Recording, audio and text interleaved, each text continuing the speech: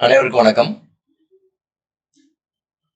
இன்னைக்கு நம்ம இந்த வீடியோல பார்க்கக்கூடிய விஷயம் என்னன்னா, டிஎன்பிஎஸ்சி மேக்ஸ் டெஸ்ட் சீரிஸ் 2024 அதை பத்தி தான் இன்னைக்கு நம்ம பார்க்க போறோம்.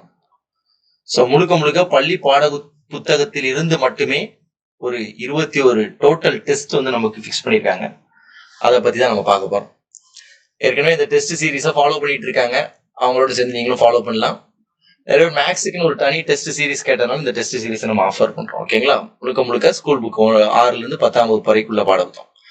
யூனிட் வைஸா 19 டெஸ்ட் அண்ட் ஃபுல் டெஸ்ட் 2 மொத்தம் 21 டெஸ்ட் இங்க நம்ம அரேஞ்ச் பண்ணிருக்கோம். பள்ளி பாட புத்தகத்தில் இருந்து மட்டும்தான் மேக்ஸ் கொஸ்டின் நம்ம ரெடி பண்றோம். சரிங்களா?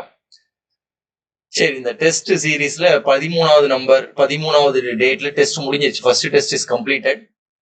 அதுல சாட்டர்டே முடிஞ்சிருச்சு. இப்போ ரெண்டாவது டெஸ்ட் வந்து பாத்தீங்கன்னா 20/1/2024 சாட்டர்டே. அப்படி 6th செகண்ட் டைம் எப்படி படிச்சிருக்கோம்னா, 6th first volume, second volume, third volume அப்படின்னு ஒவ்வொரு பேசிஸ்ல பிடிச்சிருக்கோம்.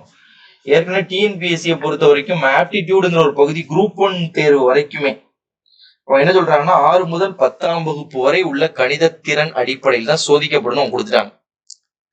அப்போ 6th to 10th வரைக்கும் பாத்தீங்க அப்படின்னா என்ன இருக்குதோ அந்த டாபிக்ஸ் தான் என்ன பண்ணுவாங்க உங்களுக்கு கேட்பாங்க.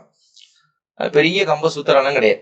இப்ப எப்படி படிக்கணும்? கொஞ்சம் பொறுமையா 6ல இருந்து 10 வரைக்கும் வரிசையா படிக்க வேண்டியதான். மேக்ஸ் அப்பப்போ ரீசெண்டா இருக்கக்கூடிய டெஸ்ட் பேட்ச் படி அப்டேட் பண்ணிட்டே இருக்கணும். ஸோ 3வது டெஸ்ட் பேட்ச் 6ஆம் வகுப்பு தேர்ட் டேர்ம்ல. ஏன்னா மேக்ஸ் நிறைய நான் யூஸ் பண்ணி பழக்கம் கிடையாது, நிறைய மேக்ஸ்லாம் எனக்கு வரமாட்டேங்குது அப்படின்னு நினைக்கிறவங்களுக்கு ஒரு பெஸ்ட் டைம்.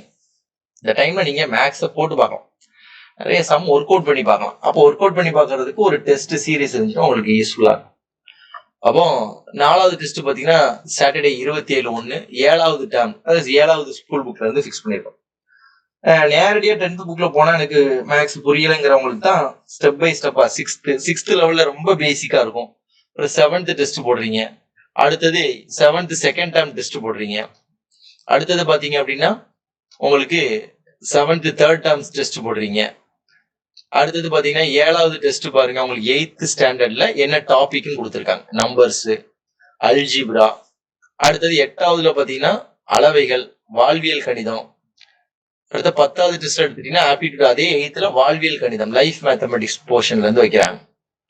இதே மாதிரி 11வது டெஸ்ட் எடுத்துட்டீங்கன்னா உங்களுக்கு 8th ஸ்டாண்டர்ட்ல வடிவியல், ஜாமெண்ட்ரின்னு சொல்றோம் இல்லையா, வடிவியல் போன்ற பகுதிகள் வைக்கிறாங்க.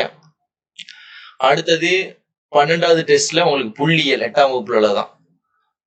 இப்போ 13வது டெஸ்ட்ல ஆப்டிடியூடை பொறுத்த வரைக்கும் 9ஆம் வகுப்புல உள்ள கனமொழி, செட் லாங்குவேஜ் நம்பர்ஸ் அப்படிங்கிற டாபிக்லயும் அல்ஜிப்ரா போன்ற டாபிக்லயும் உங்களுக்கு வைக்கிறாங்க.